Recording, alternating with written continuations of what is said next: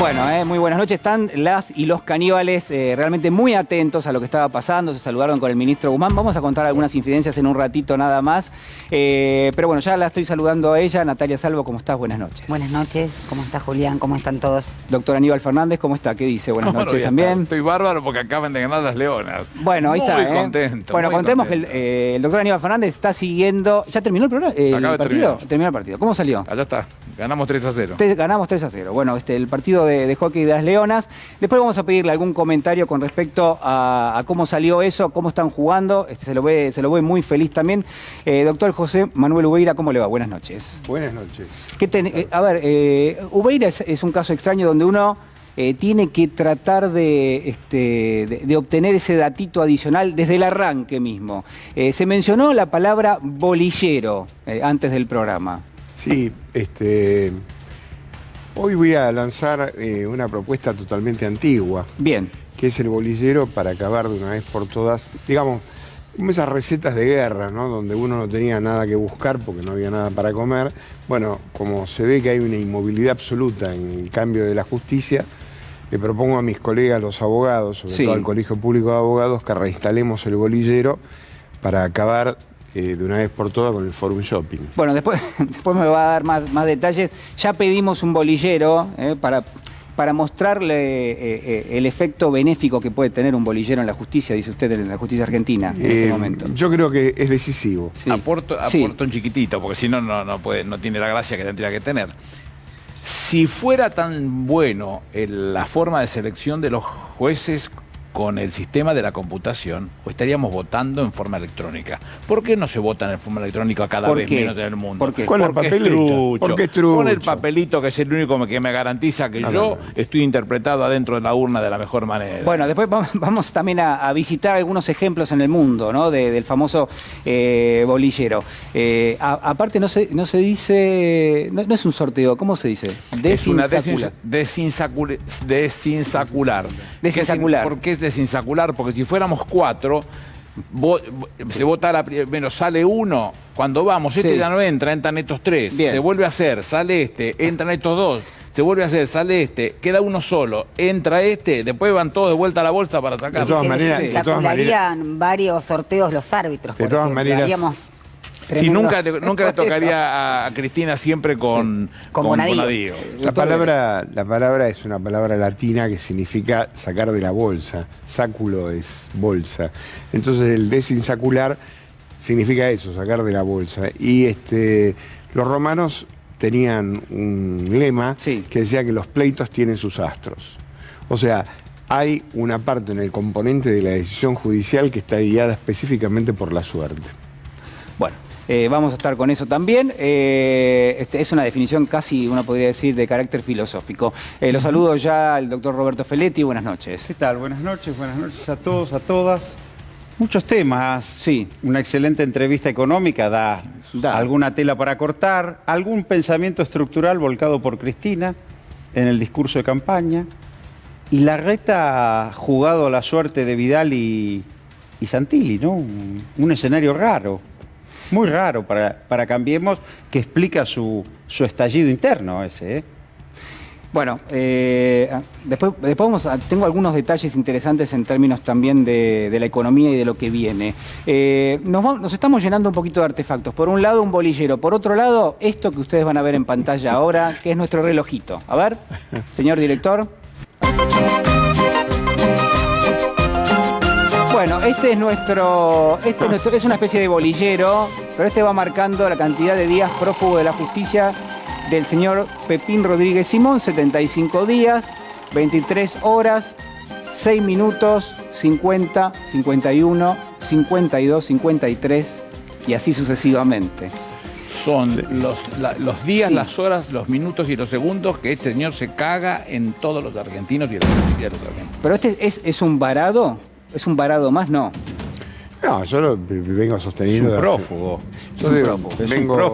Vengo sosteniendo desde hace mucho tiempo que Uruguay fue el refugio durante muchos años de las políticas más de derecha reconcentradas, buscaban refugio en Uruguay. O sea, los que bombardearon la Plaza de Mayo salieron de Punta India y fueron a parar a Uruguay.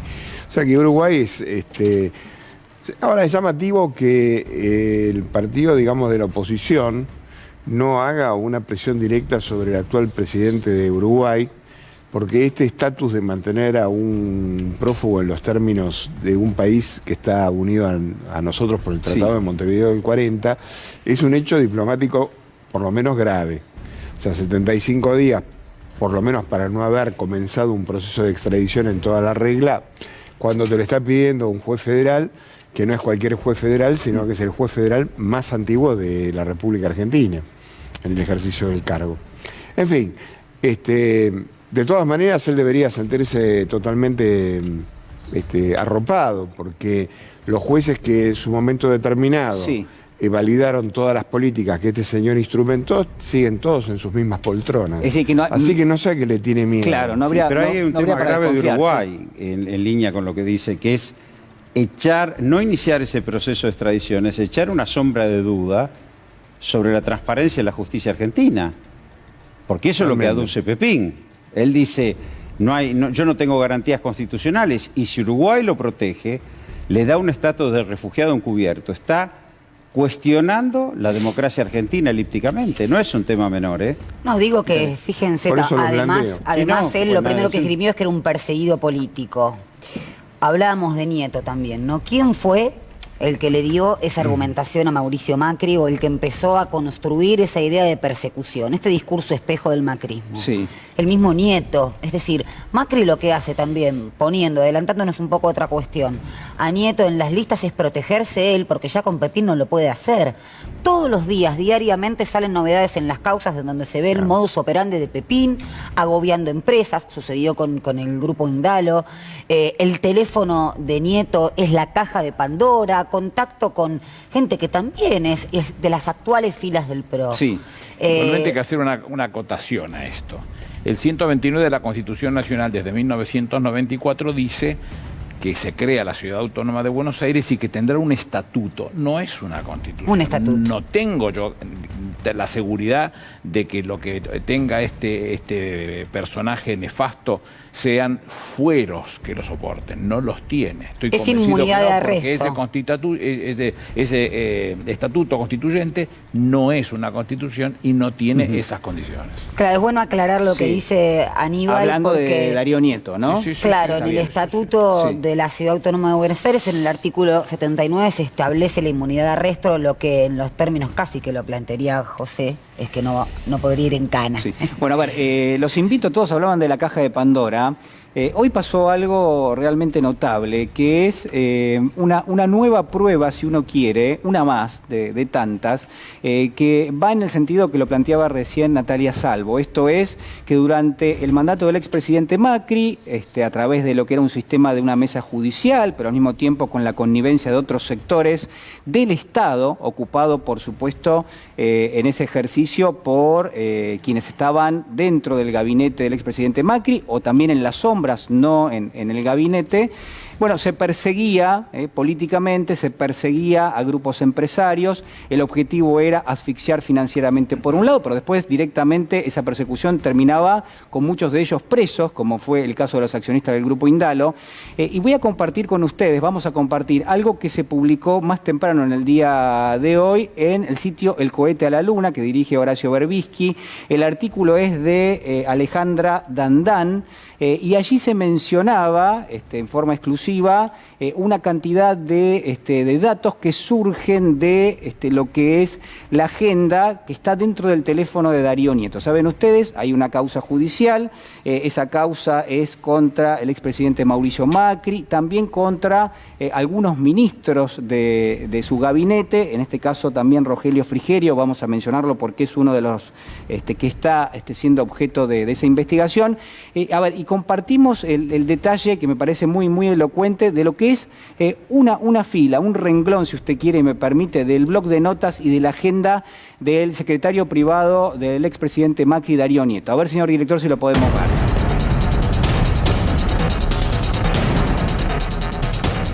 Bueno, lo vamos a leer rápidamente. Dice: los mensajes de la persecución, 13 de noviembre del 2018. De estos hay cientos, ¿no? de asientos, es decir, o de notas. Y en este caso dice 13 de noviembre de 2018, Impregilo, Italia, más fácil porque se presentó en la primera licitación. UTE está reasignando, proceso judicializado, se puede cambiar, espera OK, la fuente es el cohete a la luna, que dirige nuevamente Horacio Berbisky, y varias cuestiones, ¿no? Yo decía recién, esto es una nueva prueba que ofrece, si uno quiere, quizás un indicio más, lo está investigando la justicia, por supuesto, un indicio más de lo que el grupo Indalo y los accionistas de este grupo vienen denunciando ya desde hace muchísimo tiempo. En base a eso, recuerdo en esa nota que vos mencionás de Alejandra Dandán, se muestran también los lazos espurios, ¿no?, que habían, y había voz de Nieto, por ejemplo, con Tonelli,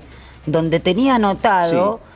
hablar para que rápidamente se saque al juez Freiler, ¿no? Sí, que fue la pillería que hicieron con el senador País, que venía a reemplazar al sanjuanino. Claro, que lo sacaron bueno, lo que hicieron fue tenerlo en una oficina esperando con café y bien atendido, pero no le tomaban el juramento y le faltando ese número pudieron componer el número necesario para sacarlo. Pero digo, es el secretario privado hablando con un consejero, por supuesto siempre pasando por Maíquez, que era el presidente, o sea, era el representante de Macri en el Consejo, que la verdad era el Torquemada en ese momento del macrismo, que disciplinaba a estos jueces, que no se avenían a asfixiar empresas o a perseguir a los que eran opositores políticos del macrismo. A ver, hay gente que todavía no lo puede creer. Yo, la verdad que he recibido comentarios desde el día 1, desde el día donde el doctor Ubeira hizo un comentario al respecto de la causa de los cuadernos. La verdad que hay gente en la calle que dice, la verdad que hasta que no se menciona en caníbales, uno no se da cuenta del impacto esto que acabas de mostrar vos, de Impregilo, es una obra que después de desfinanciarlos y ahogarlos por completo, se la quitan a los dueños de este canal. Bueno, entonces justamente iba a eso, iba a ser el detalle de esto, porque me parece importantísimo. Impregilo, una empresa italiana que había sido socia de Sideco, seguramente a ustedes les suena, en una transportadora de energía que se llama Yacilec. En el año 2018, tenía a cargo la fase 3 de lo que es el saneamiento del sistema Matanza-Riachuelo. Se había dividido en 3 fases, fase 1, fase 2, fase 3. Bueno, Impregilo tenía la tercera de las fases, junto a otras empresas. La fase 1, la primera de las fases, estaba a cargo del grupo Gela, el grupo italiano, y EXA, ¿no? Gela de capitales italianos y EXA de Ángelo Calcaterra, ¿no? El primo de Macri. El primo pobre. El primo pobre, exactamente. Y la fase 2, Carlos Wagner y una empresa de este grupo, ¿no? Del grupo Indalo. Varias cuestiones para analizar acá, pero básicamente lo que decía recién Aníbal Fernández. Esto es cómo se persigue al grupo Indalo para que entregue directamente la empresa que estaba a cargo de esta fase a otra compañía para hacerse cargo de esa obra. Es decir, se lo coacciona al grupo directamente y a los responsables del grupo para que dejen de lado la posibilidad de seguir con la obra. ¿De qué forma? Esto es muy importante. Si vos vieras nuevamente el mensaje, a ver, ahora lo entendés, porque dice se reasignó, salió fácil porque entró en la primera licitación. Ahí está. Estas son notas que toma Nieto, y hay que decodificarlo, ¿no? Usted está reasignando. ¿Puedo agregar una pequeña pastillita? Sí, por supuesto. En el Monumento a la Corrupción, en la construcción de la represa de Yacyretá, Impregilo tuvo una enorme importancia. Hoy no puede actuar en forma directa, por eso es que utiliza determinada cantidad de empresas, porque está en un juicio de arbitraje con la República Argentina por 400 millones de dólares. Por lo tanto, Impregilo no puede actuar. Pero son los mismos actores, la misma gente, es la misma... Bueno, no quiero decir algo impropio, pero quiero decir, son los mismos personajes que están actuando de la misma manera que actuaron durante la época de la dictadura. Que además eran socios de Macri en la autopista del Sol. Bueno, Impregilo y Gela fueron históricamente asociados al grupo Macri. Gela es la empresa que hace el aliviador del Maldonado por 150 millones de dólares en la ciudad de Buenos Aires. Impregilo tuvo siempre con IEXA y con SOCMA con Calcaterra también, varias obras desde tiempos, como señalaba Ubeira, de la dictadura, digo, siempre estuvieron presentes. Una cuestión con respecto a las empresas, ¿no? Porque todas estas, sacarle las empresas o asfixiar empresas era también para darle negocios a sus propias familias. Bien. Y esta noción que hoy introducía un autor que habla de la mafia en Argentina, no Rocco Carbone, se llama la criminalidad organizada de mercado, cómo a través de la unidad de la familia, ¿no? De la familia, se utiliza el Estado para beneficios e intereses propios. Lo que puede llegar a parecer viejo, en realidad tiene nuevos dispositivos y nuevas cuestiones. Y otra cosa, no nos olvidemos que querían también este canal para un ariete fundamental del lawfare, que era justamente el mancillamiento del honor o de los líderes o lideresas políticas que representaban mayorías. No lo podían hacer sin todos los medios. Sí. Bueno, por algo Nieto también se reunía con La Nación de manera muy frecuente. Bueno, a ver, a propósito de esto que está mencionando, ¿no? A propósito de esto que está mencionando, señor director, a ver si podemos ver este artículo publicado hace algunos días nada más en el diario La Nación, obra pública, un informe desnuda sobre precios y dilaciones en un proyecto clave para 4,3 millones de personas. Esto hace referencia al sistema de saneamiento Matanza-Riachuelo, precisamente. Y fíjense este párrafo. Durante el primer semestre del 2019, el consorcio a cargo del lote 2, es decir, la fase 2 que estábamos comentando, anunció su decisión de ceder su contrato porque CPC, esta empresa del grupo Indalo, la constructora de Cristóbal López, dice La Nación, había entrado en concurso preventivo. Lo cedió a Impregilo, el grupo italiano que era socio de Sideco, el holding de la familia Macri, en la firma Yacilec. Esto es lo que dice el diario La Nación. Hay un párrafo más. Tanto exfuncionarios macristas involucrados en aquella sesión como las autoridades actuales de AISA, ahora les voy a decir por qué, coinciden, sin embargo, en que la política no habría influido en la cesión a Impregilo. Unos y otros remarcan que había sido una de las empresas que había precalificado en los inicios del proyecto para quedarse con el lote 2, además de que estaba a cargo del lote 3. Señoras y señores, dos fake news que ustedes acaban de leer y que tenemos que aclarar. A ver, ¿cómo se da esto, ¿no? De la empresa CPC entregándole a Impregilo algo que por definiciones tenía totalmente derecho de seguir en términos de la actividad económica? Bueno, con una asfixia económica. ¿Cómo? Bueno, estaba AISA de por medio. AISA pertenecía a la órbita del ex ministro del Interior, Rogelio Frigerio. Ustedes saben, Rogelio Frigerio, la constelación Javier Iguacel también, ahora vamos a ver por qué. Y había otros actores o otros enlaces entre ellos. Que nunca tuvieron empacho en hacer cualquier chanchada, inclusive contra los intereses de los argentinos. Te cuento una historia chiquita. Sí. Cuando yo asumo como ministro de Producción con el doctor Duhalde, 3 de octubre del 2002, al poco tiempo, noviembre, viajo a Estados Unidos por un tema de el sistema generalizado de preferencias. ¿Qué año era? ¿Año? 2002, fines del 2002. A ver a la secretaria de Agricultura, Ann Banneman. Cuando estábamos allá, había habido 3 economistas argentinos que habían viajado específicamente para hablar en los foros que se los escuchaba, alguna vez han trabajado con ellos, para que no le facilitaran los préstamos que se necesitaban en lo que estaban pasando muy mal los argentinos, no el gobierno, los argentinos, para que no le facilitaran los fondos.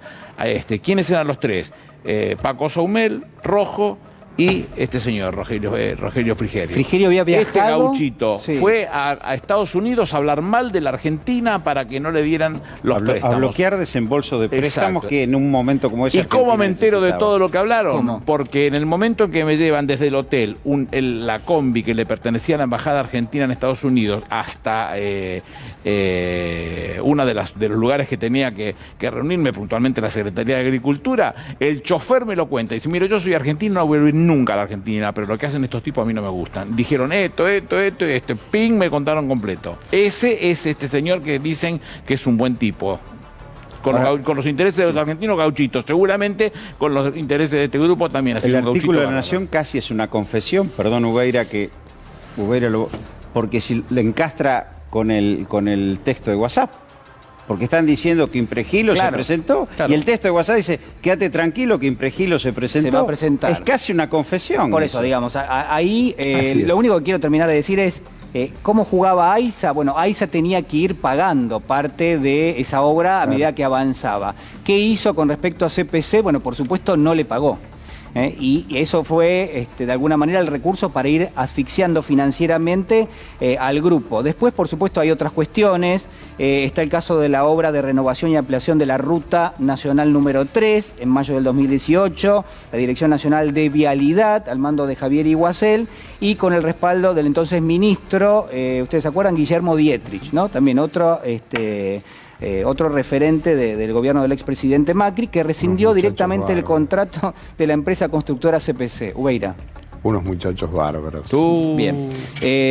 Bueno, la verdad que hay mucho para hablar, solamente mencionar, porque la verdad que me parece importante, en primer lugar, un supuesto enlace entre Frigerio, la órbita que manejaba y sobre todo aquellos que eran damnificados de todo este manejo y toda esta mesa, como Martín Rapalini, actual titular de la Unión Industrial de la provincia de Buenos Aires, ¿no? Que me parece que ha sido mencionado alguna otra vez, bueno, lo mencionamos nuevamente.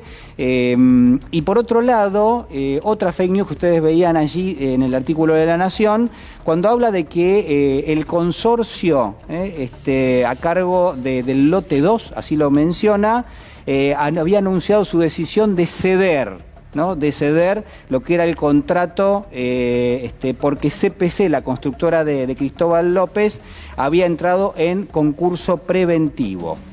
Dice, lo cedió Impregilo, esto es lo que dice el artículo. Bueno, todo es absolutamente falso, esto queremos desmentir, porque hay un elemento en la justicia que ayuda a determinar que esto es así, que es, ya les digo, la denuncia realizada ante el juzgado número 2 de Morón, el 9 de noviembre del 2018, en la cual la UTE, es decir, la Unión Transitoria de Empresas, esto es el consorcio de empresas, planteó innumerables incumplimientos de AISA, que era la que tenía que ir pagando la obra. Es decir, ahí estaba claramente cómo se coaccionaba, cómo se asfixiaba al grupo para que entregara a quién, se preguntarán ustedes. Bueno, justamente Impregilo, que es una empresa relacionada con otras empresas del clan Macri. Bueno, este es el dato que hoy da a conocer el cohete a la luna, me parece que es importante, y bueno, nada, digo, hay una situación en términos generales que es transversal, digo, uno puede entrar en esa agenda de Darío Nieto, que son los datos que tenemos, y la verdad que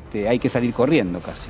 Y bueno, cuando uno entra a la agenda de D'Alessio, hay un empresario de Cifuentes, que era un empresario patagónico, que muchos le decían que era el Baez 2 de Patagonia, y lo apretaban directamente con la FIP. O sea, literalmente lo sacaron del mercado. O sea que, digamos, podemos dar... Esa causa está tramitando en Dolores, y es la causa donde está Santoro ahí dando vueltas en ese expediente. O sea que, digamos, el formato en el cual se comportaron fue, a diferencia del golpe que te mandaban los milicos y te ponían un fierro en la cabeza, acá la diferencia es la utilización del Estado para sacarte de la cancha y asfixiarte. Entonces, por eso, cuando yo planteo de que hay una Gestapo en el gobierno de Macri y que la gente tiene que ser muy consciente de su voto, es porque hoy a lo mejor el televidente que me está mirando, esto por ahí mejor la resbala, pero si el día de mañana la tortilla se da vuelta, queda del otro lado con ampones como estos. No, y además lo que dice José es fundamental, porque no es que tomaban a determinados empresarios opositores políticos, gremiales o sociales, sino que iba directamente, detenían o pretendían detener gente que criticaba en Twitter. No sé si recordamos ese... O sea, es el Estado... puesto los tentáculos del Estado, tomado como tentáculos para asfixiar, y recordaba el caso de Cifuentes, que fue un caso en donde Santoro utilizó los medios de comunicación de manera fundamental para extorsionar a Cifuentes. No hubo un error material cuando mencionaba, en vez de la empresa de Lula con el tema del lavajato, la empresa de Cifuentes. Reiteradas veces D'Alessio le decía, escuchá, mirá, hoy animales sueltos, y Santoro iba y repetía la suma que le estaban pidiendo como extorsión. O sea que el entente este siniestro que había entre ciertos medios de comunicación que sí pudieron cooptar o porque eran directamente serviles a estos intereses con el Estado. Y recordaba también, hoy es 1 de agosto, Patricia Bullrich con el tema de Santiago Maldonado, cómo jugaron los medios, cómo jugaron las redes sociales en relación a eso, cómo se ve en el teléfono de Nieto, que decía quiénes eran los empleados públicos que habían estado en la marcha de la reforma previsional. Es decir, se investigaba y se hacía... Susana Martinengo lo decía inteligencia también. directamente en las marchas. Susana Martinengo le decía al grupo Mario Bros, bueno, mirá, hay que ver que estos negros están bajando de Buenos Aires porque van a venir el día de la marcha, hay que ver cómo se lo transmitimos a Mauricio. O sea, realmente, y quienes hemos estado presentes ese día... balas de goma, motos pasando por encima, gente, quienes estuvimos lo vimos, fue realmente diputados en ese momento la oposición con gases lacrimógenos, o sea, olíamos la baja intensidad del Estado de Derecho. Ahora ahí hay un tema que ellos apostaron a construir un nuevo bloque de poder económico también, digo. No solo desplazar a los dueños de este canal, silenciar el canal, darlo vuelta, sacar negocios, apropiarse de la obra pública. Digo, ellos operaron sobre energía, operaron sobre obra pública y vialidades. Digo, había una matriz de armado de un esquema económico. Pero muchos y operaban, como bien señaló Natalia, y Ubeira, el poder del Estado puesto arriba de la mesa con poder judicial, poder de medios, para discutir mercados. Como hizo la dictadura, discutir mercados. Muchos grupos empresarios terminaron vendiendo sus empresas. Y yo creo que a precio vil, ¿no? Pero el objetivo siempre fue ese. Siempre fue ese. El ejemplo está en Brasil. Brasil no queda una sola constructora, ni Camargo Correa, ninguna de las constructoras en cabeza de capitales brasileños. Se la llevaron todos, fundamentalmente norteamericanos. Y acá veníamos exactamente la por misma lo mismo, matriz. Con la mano mugrienta de Macri en este tema, el viejo concepto de Jauretche, que no le preocupaba tanto lo de afuera que te quieren comprar como lo de adentro que te quieren vender. No, y el tema es, estamos hablando, cómo inducían al grupo Indalo a desprenderse de un contrato e inmediatamente ponían una constructora vinculada a ellos. A ellos. Es muy palmario lo que dice La Nación con el mensaje de WhatsApp. Finalmente terminamos cayendo siempre en el mismo agujero. Finalmente, el lawfare no es otra cosa que una estructura destinada a perseguir opositores, que es lo que de alguna manera se ve del iceberg. Pero fundamentalmente lo que el lawfare hace es bajar el nivel de contienda para que sepa que el disciplinamiento de los jueces o el disciplinamiento del Estado está a la orden del día y que todo lo que se haga se va a convalidar. Porque si te lo convalida el juez, ¿a dónde vas a ir? Cuando la gente me dice, bueno, pero eso lo vio la justicia. Y si la justicia te dice que no, se acabó. Por eso me sorprende la nostalgia de algunos empresarios con el macrismo, ¿no? ¿Hay nostalgia con el macrismo? Y yo creo que hay un segmento empresarial que tiene nostalgia con las cúpulas. ¿Son los que están locos o toman demasiado? Las cúpulas empresariales. Porque este tipo los vendió como fierro viejo, no jodamos. Pero yo creo que las cúpulas empresariales están con cierta nostalgia de... Pero no... Le va a ir bárbaro decirle. Sí, bueno. Voy a abrir la sección soltando lastre directamente ahora. Sí, dicen que dijo Pablo Roca, dijo, Mauricio te extraño. Pero dentro de la sección... Bueno, pero lo dijo. Porque es usar el Estado para usufructuar para el margen de rentabilidad. Pablo Roca están en la UIA igual. Dijo Mauricio te extraño en una reunión de hará 6-7 meses, así que... Pero Julián, como hay gente que está convencida que el proceso militar y los militares en un momento determinado tienen que ser reivindicados en la guerra sucia, y López Murphy es su exponente. O sea, gracias a Dios pareciera que esta es una caramelera muy completa. Yo escuché el otro día lo de López Murphy hablando del tema de los desaparecidos. Digo, yo es una cosa que le voy a proponer hoy en este programa al Congreso de la Nación, que saque una ley como en Alemania, que el tipo que se meta concretamente con la cantidad de desaparecidos o que se vincule de alguna manera desdorosamente con lo que significó la lucha de derechos humanos, vaya en cara como va en Alemania de 1 a 3 años. Porque no se puede seguir tolerando desde algún lugar, porque supongamos que no son 30.000. Si fueran 15.000, ¿es aceptable? Si fuera uno. 7.000. Pero en Argentina hubo un juicio, porque el problema del negacionismo es negar el juicio a las juntas.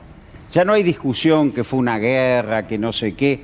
Hubo un plan sistemático represivo, eso estuvo probado. Pero es juzgado los comandantes, es negacionismo puro. Hubo un juicio y hubo una sentencia. Y una sentencia. Sí. Y tuvieron posibilidad que no le dieron. Y condena. Y condena. Y le dieron la posibilidad de defenderse en un juicio con las garantías constitucionales que ellos no le dieron a quienes reprimieron. Sí, pero Julián, ojo con todo hay esto. una reivindicación constante también. Por algo, previo a las elecciones del 2015, ya hablaban del curro de los derechos humanos. Bueno, sí. Y defender el Estado de Derecho era prácticamente un acto de militancia, cuando era un consenso simbólico de la sociedad en general, sin perjuicio de las afiliaciones políticas que tuvieran. Entonces tenemos a López Murphy, en su momento, como hablábamos en el grupo, la carta que escribió Duhalde con respecto a lo que también cuestionaba Fernández Mejide. Vos en tu programa el 24 de marzo trajiste a Martín, que estamos hablando de una interpelación. El Estado no puede apropiarse para perseguir, para torturar, para matar y para apropiarse de los bienes. Y la finalidad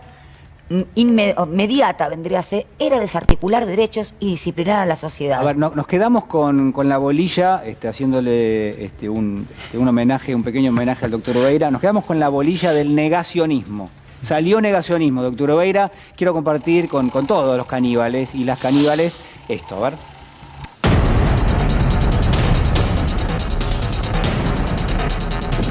Acá vivimos una de las historias más trágicas de un relato kirchnerista. Quisieron decir que nuestro gobierno había desaparecido a Maldonado. Por suerte se supo la verdad. La verdad es que no había sido así. Igual lamentamos lo que sucedió, pero estamos convencidos que logramos algo muy importante, que fue que ese relato no se hiciera verdad, que la verdad triunfara. Estamos acá, después de varios años, he logrado venir a este lugar a recordar esos 78 días durísimos que vivimos, pero logramos defender la verdad, que es lo más importante. Yo no voy a decir nada, porque me genera como... Los 78 días de sufrimiento, dice la familia de Santiago, ¿qué debería decir? ¿Qué pasó en esos 78 días? Con la madre de Santiago Maldonado, con el hermano, el padecimiento, sabiendo que lo habían perseguido 40, eran, de gendarmería. Sí, pero volvemos a la misma situación. Los responsables son los civiles. Esta mujer es responsable. Y que no se olvide nunca, un nombrecito que se los dejo para que lo repitan tantas veces como sea necesario, que es el que dio la orden a la tropa, que es el jefe de gabinete, Nochetti. Ese es el responsable real de todo esto. Bueno, en algún momento se va a tener que sentar a la mesa y lo van a tener que interpelar y va a terminar procesado porque es el responsable de toda esta mugre. Pero hay una provocación en esto. Absoluta. Pero, digamos, ¿cuál es la búsqueda? ¿Cuál es el objetivo? A ver si podemos analizarlo, porque claramente, uno puede reaccionar ante esto. La provocación y derechizar a la sociedad en ese discurso. También hablaban del relato de los desaparecidos. También decían que estaban en España. Bueno, decían que Santiago Maldonado estaba en Chile. Tenemos que encontrar las homologías que hay entre el pasado y el presente, porque las matrices pueden modificarse en algunos detalles, pero estamos hablando de lo mismo. Es lo mismo. Violencia antidemocrática, no es lo mismo. Con la pandemia lo hicieron, Julián, tratando también de identificar los 100.000 muertos con la dictadura cívico-militar. Aparte, hay una cosa que hay una parte que me parece interesante, ¿no? Yo creo que la otra vez en un programa al pasar señalé que se había modificado la Constitución del 94 ingresando una gran cantidad de derechos, pero que no había leyes que lo regularan. Todo este problema que finalmente terminó con Maldonado, en la condición en que terminó, tiene que ver con que un chico blanco se pegó a una comunidad indígena para reivindicar determinado tipo de derechos. Y esto tiene que ver con que prácticamente la parte interesante de Patagonia ha sido vendida a mansalva a los grupos de los amigos concentrados que tienen enormes estancias, y nadie ha pensado desde algún lugar que mientras no haya una ley que reglamente específicamente que hacemos con los mapuches y con las diferentes comunidades, que en la Argentina hay muchísimas comunidades indígenas, este tipo de problemas van a terminar pasando. Entonces, ¿qué ocurre? Maldonado es un pibe que se sumó a una comunidad determinada para reivindicar determinado tipo de derechos. Que esta señora esté sentada ahí en la tranquera, tratando de dar una imagen de que realmente lo de Maldonado y una imagen de tristeza y de qué sé yo, no solamente que es una provocación, que eso sería en última instancia lo menor, sino que de alguna manera quieren reafirmar con este tipo de discursos que los derechos que ellos tienen y que han ejercido brutalmente, como Larry Lew y todos estos amigos que tienen, qué sé yo, van a seguir estando donde están, porque lo que pasó fue nada más que una circunstancia dolorosa que fue la muerte de Maldonado. Y lo que está detrás de Maldonado, que es lo que subyace, que es la verdadera sustancia de que no resolvemos el problema indígena, sigue escondida para que ellos de alguna manera sigan haciendo lo que siguen haciendo en la Patagonia. Es decir, es una mecánica encubierta de disciplinamiento. De disciplinamiento, claro. Hoy por lo menos esto pretensión de disciplinamiento. Por lo menos esto es nosotros ganamos lo que estamos viendo ahí. Es decir, es un poco reafirmar que lo hicieron con impunidad y hoy conservan una parte de esa impunidad como para poder decirlo. No sé si ganaron, conservan una parte de esa impunidad. A mí me parece que igual, frente a una provocación antidemocrática, hay que responder con mucha más democracia. Yo creo que esta mujer ya no se pudo presentar candidatura, yo creo que estos tipos hay que sepultarlos con los votos. Digo, para que esto se termine, si tiene que haber un triunfo contundente de rechazo, por lo menos a estas vertientes, porque efectivamente esta es una provocación antidemocrática. Muy antidemocrática. Es como ponerlo a este chico Nieto de candidato y legislador. Con los caníbales se puede hacer cualquier cosa menos comérselo. Hay que responder con votos. Yo creo que acá es fundamental sepultarlos con votos. Sí, como poner a Goebbels a hablar de derechos humanos, más o menos. Bueno, a ver, ya estamos creo que en el clima como para abrir las charlas de Quincho, ¿les parece? Las charlas de Quincho.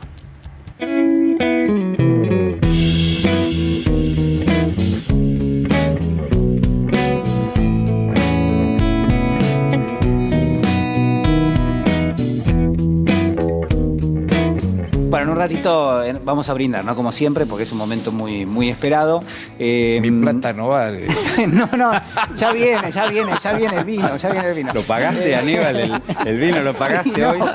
Porque todos pagamos, que es como la sesión de psicoanálisis. Si no la pagás, no la sentís, no funciona, digamos, no tracciona. Estoy muy tentado de abrir una sección que se llama Referentes de un espacio político que critican la gestión de su propio espacio político. Son candidatos de ese espacio político y proponen lo mismo que propuso en su momento ese espacio político. Es un poco largo como sección, tengo que decir el título, pero la verdad digo que está, señor director, está lleno de este tipo de pequeños indicios, ¿no? Hay peleas intestinas. Claro, es una cosa. La esquizofrenia no garpa. Uno tiene que tener un manual de política, digamos, para entender lo que está pasando en Juntos por el Cambio. Uno es mitómano, el otro es traidor. No, juntos. El cambio se lo llevó Macri. Ya se lo llevó el cambio. El cambio está barato. Ahora es el liderazgo de la reta acá. El problema que pasa con todo eso, porque sorpresivamente me parece que el enroque que hizo la reta de mandar a Santilli, que era de la ciudad, a la provincia, y la que es gobernadora, que no pudo y va a la ciudad a pedir los votos, y me parece que y Manes, que está en bolas por completo. ¿Cómo Manes está en bolas? No, sí, claro. ¿Cuáles son las cosas que nos está diciendo? Y que el cambio del statu quo. Que no hay que ser triste. Le hicieron un discursito que se olvidó la mitad para contar esas cosas. Le parecía que era piola. Les terminó diciendo a la reta que no utilice la plata, cosa que debería ser, tomar debida nota. No te use la plata de los contribuyentes para hacer campaña para el Colorado. Y bueno, ahí están las cosas que... La reta era un indiscutido candidato a presidente de la coalición opositora. Y ahora parece que se jugó a las patas de Vidal y Santilli y va a un Waterloo. Bueno, me parece igual que Vidal no va a sacar los votos que se espera. ¿Tenemos un quincho no los va a sacar. No sé, probablemente. Un quincho más próximo a las PASO. Ahora que son campeones de Garrocha, pero a los de Tokio los matan. Lo que sí están un poco preocupados porque sabrán que el juez Alejo Ramos Padilla intimó, por ejemplo, a Santilli, que hizo toda una jugada política y un enroque muy jugado, para ir a la provincia de Buenos Aires, porque no reunía los requisitos que establece el artículo 48 de la Constitución Nacional, es decir, no tenía 2 años de residencia inmediata. Vamos a ver si los puede acreditar. Es decir, la papeleta no está limpia. La papeleta no está completa. No, Santilli tuvo una explicación buenísima. Y la explicación es que él no cree en los municipios. ¿Cómo? ¿Cómo es no creer en los Ahora no cree en los límites. Es como Roberto Carlos con los amigos, pero con la territorialidad. Es como Ícaro, salió por arriba del... Salió por arriba, y se acercó mucho al sol. El problema es ese. Se acercó mucho Ícaro y se cae. Se le derritieron las alas. Pero digo, hay mucha preocupación porque teóricamente tiene que acreditar la permanencia de 2 años previo a su inscripción como candidato y bueno, no se sabe si la va a poder acreditar. Parece ser que tiene una empleada o que paga los aportes previsionales respecto a esa empleada en domicilio de la provincia de Buenos Aires, pero bueno, no es nativo de la provincia y tampoco tiene estos 2 años de residencia inmediata. Vamos a ver qué pasa. Tiene 48 horas Santilli, ¿no? 48 horas para... Él cree en la patria grande. O sea, me parece extraordinario. ¿No es un poco grotesco que la ex gobernadora de la provincia vaya a pedir los votos de la ciudadanía en capital y el no puede volver a la provincia? No puede volver a la provincia de Buenos Aires. Es un aguantadero. Está usando la ciudad como aguantadero. Digo, es una cosa grotesca. Ahora, eso... Tampoco Roberto cuando gobernó en la ciudad vivía ahí en la provincia de Buenos Aires. No, y ahora se compró un piso en Recoleta que vale $500.000 y que se gastó como $200.000 en repararlo. Y nadie dice nada. Todos ya se enojan y miran para el costado. Pero a ver, por ejemplo, que Margarita Stolbizer no sabía que iba Cariglino en la lista. Que Manes desprecia a los argentinos, ¿no? Que quiere importar... Sí, noruego. Quiere importar... ¿Yo qué querés que te diga? Sí, dígame. La verdad que, qué sé yo, el señor Manes yo tengo el LinkedIn mío, ¿no? Estuve averiguando un poco a ver qué tal es Manes. Estuve averiguando con gente que se dedica a la neurociencia y cantidad de cosas. Se ve que el hombre tuvo en su momento determinado un camino científico y en otro momento, evidentemente, fue para cualquier otro lado. Entonces, ahora está con el tema de las cosas conductuales y qué sé yo. O sea, digamos, en el ambiente en el cual él ejerce, no es una persona que se lo tenga como una persona muy reputada, que eso tampoco sería un problema. Pero, digamos, si la base del radicalismo, digamos, de Alfonsín, va a surgir a las patas de Manes, me parece que están todos... Bueno, hay una expectativa ahí, ¿no? De disputar una cierta recomposición. Bueno, pero además Manes terminó diciendo que no había trabajado nunca para Macri y para Vidal. Bueno, eso lo enorgullecía en principio. Y está lleno de videos y de notas y de... Que trabajó para Macri y para los dos. Para los dos. Entonces, pero parece que la realidad no garpa, digo, no sé. Ojo, aprendió rápido a mentir eso, ¿no? Esto de usar la mentira ojo con la como una manera de construcción política. Hablamos acá en este programa, hemos hablado del giro a la moderación que se ha impuesto, que ojo con la moderación esta socialdemócrata, de cool, de buena onda, Sí.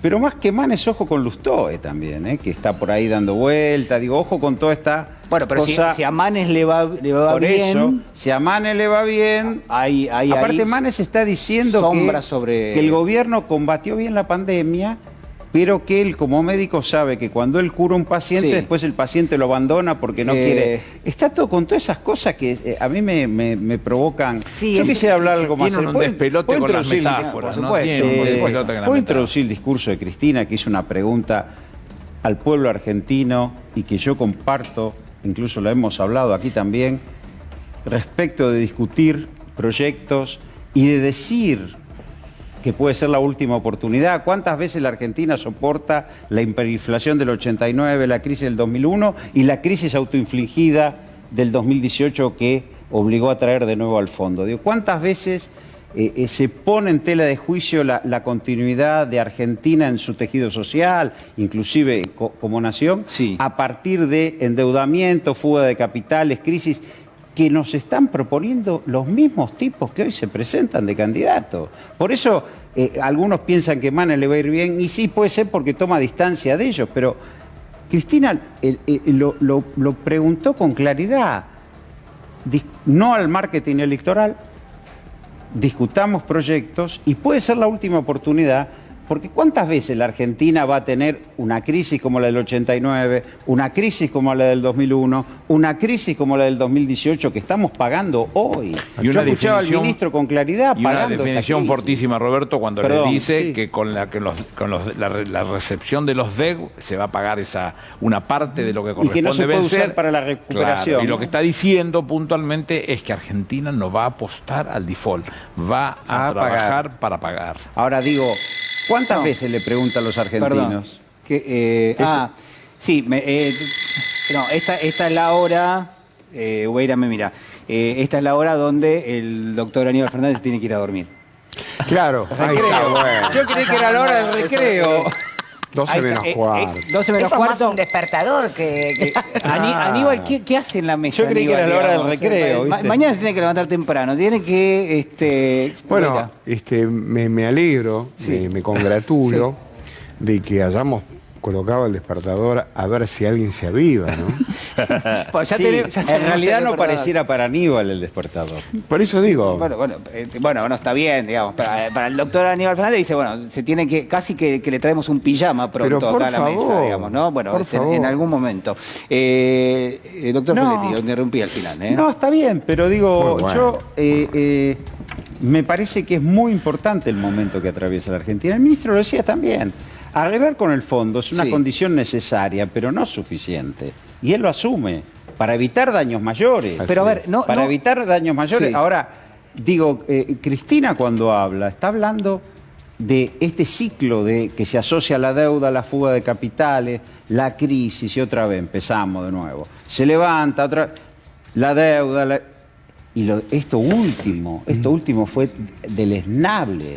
Y encima escuchamos hoy qué sé yo, economistas de ellos que están diciendo no emitan, no al gasto público, ellos tuvieron emisión cero, déficit cero, y se hundió la economía, 70% de tasa de interés, 50% de inflación. Digo, debieran por lo menos llamarse a silencio. Sí, claro, lo que dice Perón, te robaron el perro y te tocan el timbre para que le des la correa. Claro. Me pregunto, doctor Ubeira, si hay que hacer ya empezar con la campaña del bolillero en este mismo momento. ¿Nos está haciendo falta el bolillero en la justicia? Yo creo que sí. Y de hecho voy a contar una pequeña anécdota, si me permitís. ¿Cómo no? Cuando se sorteó la causa AMIA, donde se juzgaba la primera causa, el Tribunal Oral que había sido desinsaculado por la computadora del Tribunal Oral Federal número 2, el cual era un tribunal que en su composición, digamos, para lo que conocíamos los pasillos de tribunales, estaba como, digamos, más para el lado de las acusaciones que para nosotros de las defensas. No quiero decir tampoco gran cosa. Los presos hicieron una huelga de hambre para que el sorteo fuera hecho por bolillero. Y rompiendo todas las normas de toda la justicia argentina, se hizo por bolillero. Lo sorteamos en la Cámara de Casación. Yo no me acuerdo si el que dio vuelta al bolillero es Carbajo, que ahora es el doctor Carbajo, que ahora es integrante de la Casación. Y salió desinsaculado, ahí sí, el Tribunal Oral Federal número 3. Y para eso tuvimos que hacer una huelga de hambre. Con lo cual, nosotros pudimos decir, y la ciudadanía puede decir, que realmente la causa AMIA fue juzgada por 3 jueces sacados naturales, por la suerte. Naturales. Los 3 jueces naturales. Y eso, aunque ustedes no lo quieran creer y que la audiencia no lo pueda llegar a creer, eso genera un enorme grado de confianza. Saber de alguna manera que el árbitro que te va a pitar en tu pleito no es un tipo que ya viene de antemano. Amañado. Eso es decisivo. Entonces, yo recién recordaba que los romanos decían que los pleitos tienen sus astros, porque hay un componente que es el de la suerte en el juez natural, que es decisivo, porque en cualquier caso tuviste suerte que te tocó un buen juez o que te tocó uno malo. Lo que no puede pasar bajo ningún punto de vista es que venga con el dedo. En el caso de Cristina Fernández, que vos aludiste recién, el caso literalmente es escandaloso. Cuando ella dijo claramente en su intervención de que ella tenía con fuero de atracción en el juzgado del doctor Bonadío, eso tendría que haber llamado la atención de la Cámara de Casación, de la Cámara Federal y fundamentalmente de la Corte.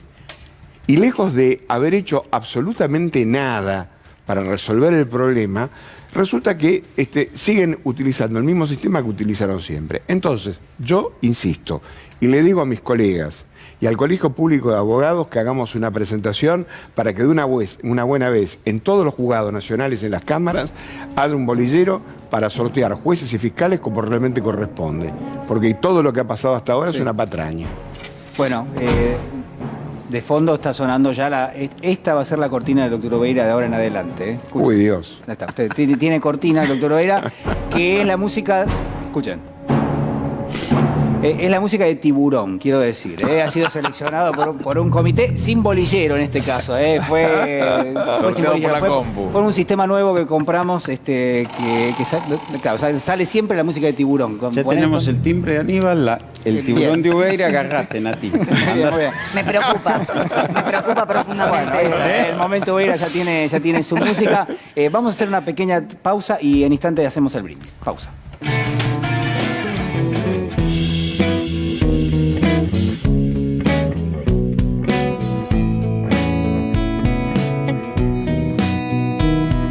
Bueno, muy bien. Seguramente ustedes se preguntarán qué estamos tomando. Estamos tomando un vino muy rico. Se llama Tras la Piedra. Tras la Piedra, ahí está. Lo voy a mostrar acá en pantalla.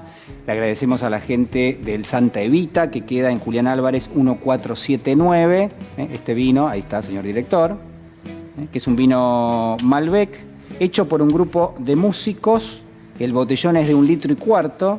Oveira me decía recién, lo veo potente al vino. No, lo potente es la botella, digamos, es un poquito más pesada que las que usualmente tenemos aquí en el escritorio.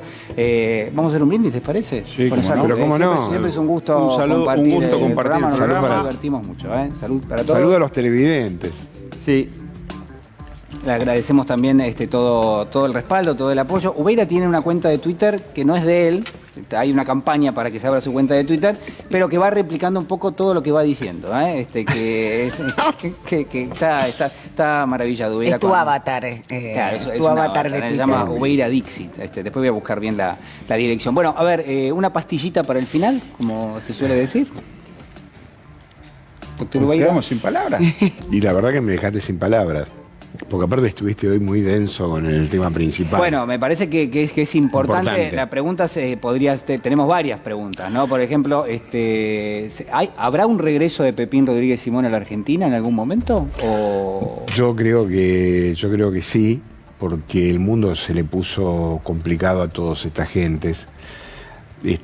Bueno, no es para una pastillita, pero por lo menos para una reflexión. Que la Cámara de Representantes de los Estados Unidos le dirija una investigación al golpe de Bolivia a la Secretaría de Estado, es el primer, digamos, yo creo que es la primera vez en la historia de los Estados Unidos en la cual se cuestiona directamente la Cámara de Representantes cuál es la función que cumple la OEA. El rol de la OEA, claro. El rol de la OEA. Y eso para mí Almagro, es decisivo. Con lo cual, quiero decir, para volver a lo de un personaje menor, como es este hombre, que hizo mucho daño, pero menor al fin, pero quiero decir que tanto para Macri como para la derecha, que de alguna manera está instalada en Latinoamérica, es un llamado de atención.